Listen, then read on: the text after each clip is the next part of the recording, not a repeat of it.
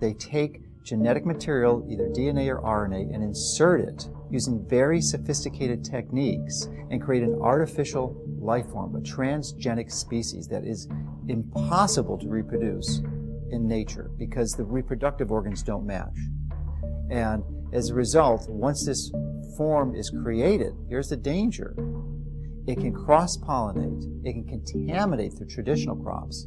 Percy Schmeiser was a farmer in Canada who was contaminated by Monsanto's genetically modified seed. Well, he realized he'd been contaminated because he used some of this herbicide to kill off weeds around utility poles on his property. When he saw some of the seed did not die from the application of glyphosate, he knew it must be genetically modified. Well, he didn't do anything to purge his property of that contaminated seed. It would actually take 3 years of taking your crops out of use before you could completely purge them of the genetically modified seed. He decided he didn't want to do that because that would be costly.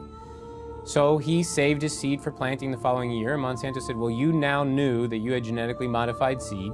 You saved it for planting a second year. That's infringement. They sued him for patent infringement. It went all the way up to the Canadian Supreme Court.